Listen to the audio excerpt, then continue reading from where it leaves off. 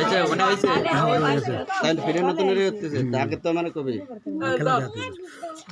আরে না দাও আরেকটা আছে কিনা সব এই বেশে দেন সব এই বেশে দেন এই বেশে সব এই বেশে এই শর্ট সবাই বসে যান সবাই বসে যান সবাই সবাই বসে যান দেখেন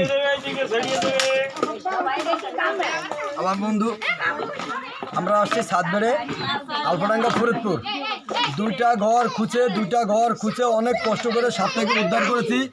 আগামীকাল রাতে আমার এক ছোট ভাই সামনে পড়েছিল সাপটা, সে পুরো ভয় পেয়ে গিয়েছিল, কান্না করেছিল রাত্রে। তখন রাত্রে আমাদের ফোন দিয়েছিল না, রাত্রে তো সম্ভব না, আসলে আমরা এটা দিনে ধরার চেষ্টা করব।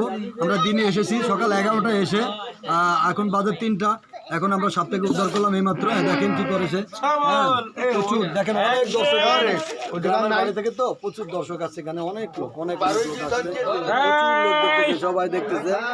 সবাই আসলে খুব আনন্দ করছে যে একটা ভয়ঙ্কর জিনিস আমরা ধরেছি। হ্যাঁ, তারাও তো নিচে ধর দেখেন, আরো নিচে ধর, আরো নিচে ধর, দেখা যায় না নিচে ধরলে তোরে তো দেখাতে হবে নাকি, খালি তোর দেখাবো পিছন দাই দেখাবো। হ্যাঁ, দেখেন কি করেছে, দেখেন। হাই বন্ধুরা দেখেন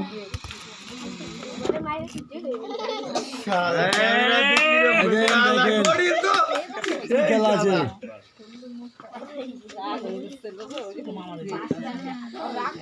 বাচ্চা না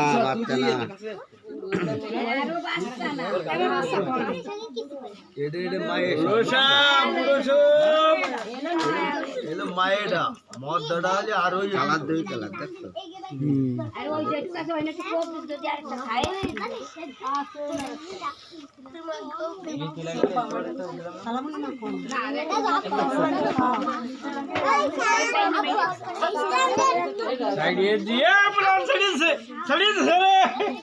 যাওয়ার কাজে আছে নাকি আসলে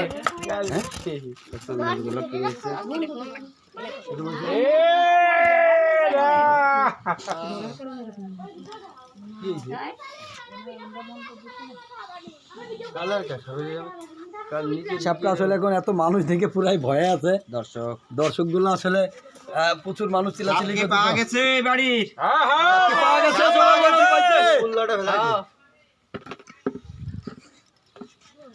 এই যে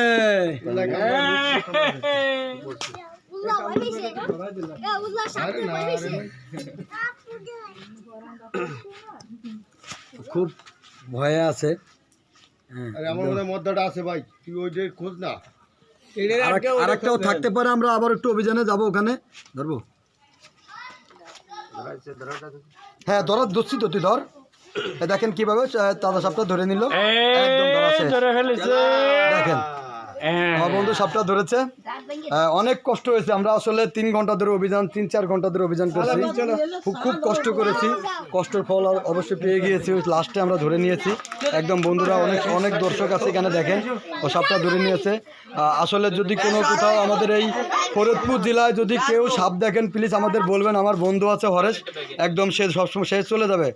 আমরা ভিডিও ছাড়ি, আমাদের ভিডিওতে নাম্বার দেওয়া থাকে, লাইক কমেন্ট শেয়ার করতে আর স্ক্রিনে নাম্বার দিয়ে বাড়ি দিয়ে আমার একটু কইতে দে আমার